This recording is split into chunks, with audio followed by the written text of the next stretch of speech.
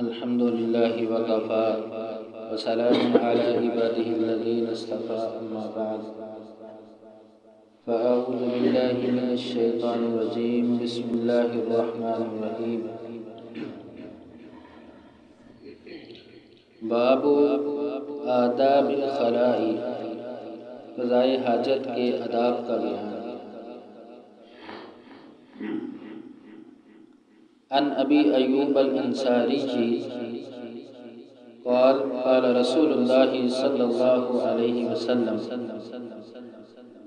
حضرت ایوب انصاری رضی اللہ تعالیٰ عنہ بیان کرتے ہیں رسول اللہ صلی اللہ علیہ وسلم نے فرمایا، اذا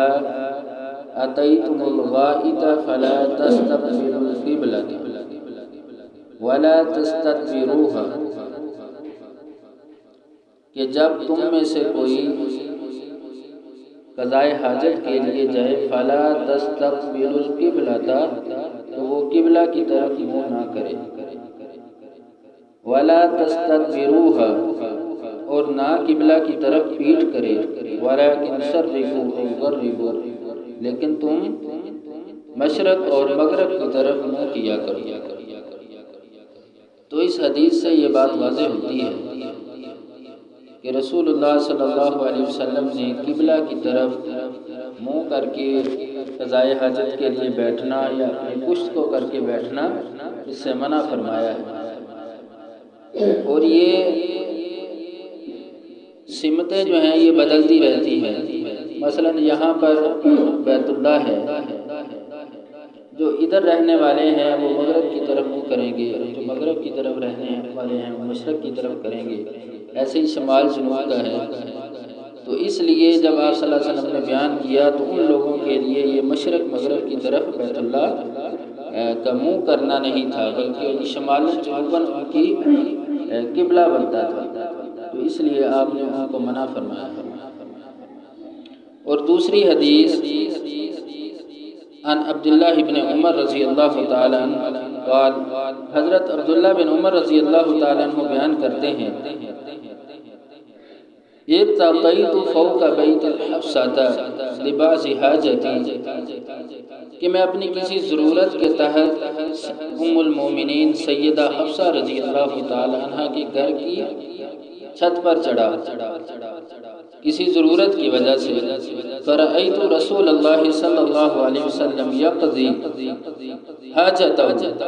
تو میں نے آپ صلی اللہ علیہ وسلم کو دیکھا کہ آپ قضائے حاجت کے لیے بیٹھے ہوئے تھے، مستدبر القبلۃ، آپ کی پشت بیت اللہ کی طرف تھی، قبلہ کی طرف تھی، مستقبل الشام، اور آپ کا منہ جو ہے چہرہ مبارک وہ شام کی طرف تھا۔ تو یہ دو حدیثیں اب ہمارے سامنے ہیں، اور دونوں حدیثیں ٹھیک ہیں۔ ایک میں یہ ہے کہ آپ صلی اللہ علیہ وسلم نے قبلہ کی طرف منہ کرنے سے اور پیٹ کرنے سے منع فرمایا ہے، اور دوسری حدیث میں صحابی بیان کرتے ہیں عبداللہ بن عمر رضی اللہ تعالیٰ عنہ کہ میں نے آپ صلی اللہ علیہ وسلم کو دیکھا آپ کی پیٹ قبلہ کی طرف تھی۔ تو پھر جب ایسی احادیث جو آتی ہیں تو ان کے اندر پھر تطبیق دی جاتی ہے۔ تطبیق کا مطلب یہ ہے کہ دونوں احادیث پر عمل ہو جائے، کیونکہ دونوں احادیث ٹھیک ہیں۔ تو اس میں امام نووی رحمہ اللہ بیان کرتے ہیں،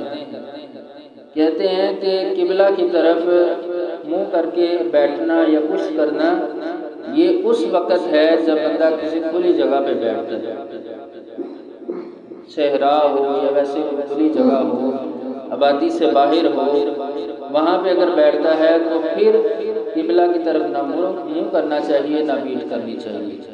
اور اگر کسی عمارت کے اندر، جیسے آج کل گھروں کے اندر بیت اللہ بنے ہوئے ہیں، مساجد کے اندر ہیں، تو یہاں پر اگر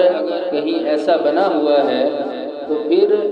قبلہ کی طرف منہ کرنا یا پیٹ کرنا اس میں کوئی حرج نہیں ہے۔ وعن سلیمان رضی اللہ تعالیٰ عنہ، حضرت سلیمان رضی اللہ تعالیٰ عنہ بیان کرتے ہیں کہ نہانا،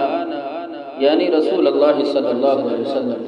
کہ ہمیں رسول اللہ صلی اللہ علیہ وسلم نے منع کیا کس چیز سے منع کیا کہ ان نستقبل القبلۃ بغائط او بول، کہ ہم قبلہ کی طرف منہ کر کے بیٹھیں بول و براز کے وقت، یعنی قضاء حاجت کے وقت ہم قبلہ کی طرف منہ کر کے بیٹھنے سے آپ نے ہمیں منع کیا۔ اور دوسرا او نستنجی بالیمین، دائیں ہاتھ کے ساتھ استنجا کرنے سے منع کیا۔ او ان نستنجی باقل من 3 احجار، اور استنجا کے لیے 3 ڈھیلوں سے کم استعمال کرنے پر ہمیں منع کیا۔ جس طرح آج پانی کا انتظام ہوتا ہے واش روم کے اندر، تو قضاء حاجت کے بعد پانی کا استعمال کیا جاتا ہے، لیکن تھوڑا سا پیچھے جائیں تو لوگ صبح صبح باہر جاتے تھے یا قضاء حاجت کے لیے یہ گھروں کے اندر انتظام نہیں ہے، تو وہاں پر پھر طہارت کو حاصل کرنے کے لیے طریقہ کیا تھا وہ رسول اللہ صلی اللہ علیہ وسلم نے بیان فرمایا کہ وہاں پر اگر طہارت حاصل کرنی ہے تو پھر اس کے لیے آپ نے کم از کم جو ہے وہ 3 ڈیلے استعمال کرنے ہیں، مٹی کے 3 ڈیلے استعمال کریں گے تو آپ کی طہارت ایسے ہو جائے گی جس طرح پانی سے طہارت حاصل کریں۔ اور چوتھی چیز آپ نے بیان فرمائی ان نستنجی برجیء او بعظم، یہ کوئی بھی لید یا ہڈی کے ساتھ استنجا نہ کرے۔ ان 5 چیزوں سے رسول اللہ صلی اللہ علیہ وسلم نے منع فرمایا۔ چوتھی حدیث وعن انس رضی اللہ تعالی عنہ قال کان رسول اللہ صلی اللہ علیہ وسلم، حضرت انس رضی اللہ تعالیٰ عنہ بیان کرتے ہیں کہ رسول اللہ صلی اللہ علیہ وسلم تھے اذا دخل الخلاء، جب بیت الخلاء میں داخل ہوتے، یقول آپ فرماتے اللہم انی اعوذ بک من الخبث والخبائث، یعنی یہ دعا پڑھا کرتے کہ اللہ میں تیری پناہ میں آتا ہوں من الخبث والخبائث، ناپاک جنوں اور ناپاک مادہ جنات سے، اللہ میں تیری پناہ چاہتا ہوں۔ تو یہ طریقہ ہے جو رسول اللہ صلی اللہ علیہ وسلم نے ہمیں بیان کیا ہے، اور صحابہ بیان کرتے ہیں کہ جب بیت الخلاء کے اندر داخل ہوا جائے تو طریقہ یہ ہونا چاہیے کہ پہلے دعا کو پڑھے، پھر داخل ہوتے ہوئے اپنا بایاں پاؤں بیت الخلاء کے اندر رکھیں، اور پھر جب نکلنا ہے بیت الخلاء سے تو پہلے دایاں پاؤں اپنا باہر رکھیں اور باہر نکلنے کی دعا غفرانہ کا وہ پڑھی جائے۔ وعن ابن عباس رضی اللہ تعالی عنہ قال مر النبی صلی اللہ علیہ وسلم بقبرین، حضرت عبداللہ بن عباس رضی اللہ تعالیٰ عنہ بیان کرتے ہیں کہ رسول اللہ صلی اللہ علیہ وسلم کا گزر 2 قبروں کے پاس سے ہوا، یعنی آپ گزرے، انہما لیعذبان، تو آپ صلی اللہ علیہ وسلم نے فرمایا ان دونوں کو عذاب ہو رہا ہے، وما یعذبان، اور نہیں عذاب ہو رہا ان دونوں کو فی کبیر، کسی بڑے گناہ کی وجہ سے، یعنی کسی بڑے گناہ کی وجہ سے عذاب نہیں ہو رہا۔ اما احدہما، ان میں سے ایک شخص وہ تھا فکان لا یستتر من البول، جو قضاء حاجت کے وقت پردہ نہیں کرتا تھا، یعنی ایسے ہی پیشاب کرنے کے لیے بیٹھا اور لوگوں کے سامنے بیٹھ گیا، یعنی پردہ نہیں کرتا، کسی آڑ کے اندر وہ نہیں بیٹھتا تھا، لوگوں کے سامنے بیٹھ جاتا۔ اور ایک مسلم صحیح مسلم کی روایت ہے، اس کے اندر الفاظ آتے ہیں لا یستنزہ من البول، یعنی وہ پیشاب کے چھینٹوں سے نہیں بچتا۔ 2 احادیث آتی ہیں اس کے بارے میں، ایک تو یہ ہے کہ وہ پردہ نہیں کرتا تھا، ایسے ہی لوگوں کے سامنے بیٹھ جاتا، اور دوسرا کہ وہ پیشاب کے چھینٹوں سے نہیں بچتا تھا، اس لیے اس کو قبر کا عذاب ہو رہا ہے۔ وَأَمَّا الْآخَرُ فَكَانَ يَمْشِي بِالنَّمِيمَةِ، اور دوسرا شخص وہ ہے کہ جو چغل خور،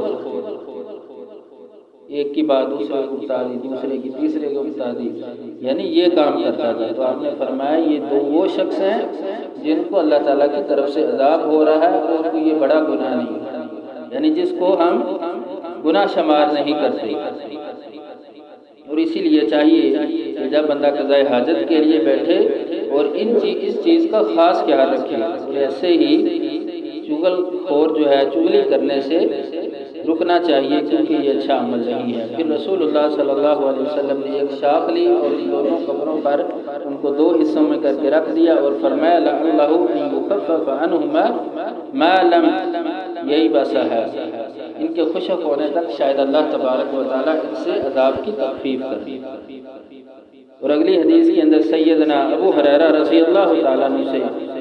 مروی ہے، بیان کرتے ہیں کہ رسول اللہ صلی اللہ علیہ وسلم نے فرمایا اتقوا اللعینین، دو لعنت کرنے والی چیزوں سے بچو جو لعنت کا سبب بنتی ہیں۔ قالوا وما اللعینان، تو صحابہ کرام نے رسول اللہ صلی اللہ علیہ وسلم سے فوری سوال کیا کہ اللہ کے نبی وہ دو چیزیں کون سی ہیں کہ جن سے ہم بچیں اور وہ لعنت کا سبب بنتی ہیں؟ تو آپ نے فرمایا الذی یتخلی فی طریق الناس او فی ظلہم، یہ پہلی چیز یہ کہ لوگوں کی راہ گزر جو ہے، جو عام شاہراہ ہے جس سے لوگ آتے جاتے ہیں، ایسا راستہ جو لوگوں کے آنے جانے کے لیے زیادہ استعمال ہوتا ہے، اس پر قضائے حاجت کے لیے بیٹھنا، او فی ظلہم، یا کہیں سائے کے اندر بیٹھنا۔ یہ دو چیزیں وہ ہیں کہ جو انسان کے لیے لعنت کا سبب بنتی ہیں، یعنی لوگ آ جا رہے ہیں، ایک راستہ ہے، اسی پر قضائے حاجت کے لیے بیٹھ جائے تو یہ ویسے ہی کراہتن ہے، لوگ اس سے کراہت محسوس کرتے ہیں اور تکلیف محسوس ہوتی ہے۔ ایک مسلمان کا دوسرے مسلمان کے لیے تکلیف کا سبب بننا یا اس کے لیے تکلیف پیدا کرنا یہ ویسے ہی درست نہیں ہے۔ اور کسی سائے کے اندر لوگ آتے جاتے وہاں پہ بیٹھتے ہیں، سایہ حاصل کرتے ہیں، تو ایسی دو چیزوں سے آپ صلی اللہ علیہ وسلم نے منع فرما دیا کہ ایسی دو جگہوں پر تم نے قضائے حاجت کے لیے نہیں بیٹھنا، اگر بیٹھو گے تو یہ دو چیزیں تمہارے لیے لعنت کا سبب بن جائے گی۔ اتقوا، ان سے بچا کرو، ان سے بچو، یہ آپ نے حکم دیا ہے۔ اللہ تبارک و تعالیٰ سے دعا ہے کہ اللہ تعالیٰ ہمیں ان احادیث پر عمل کرنے کی توفیق دے۔ وآخر دعوانا ان الحمد للہ رب العالمین۔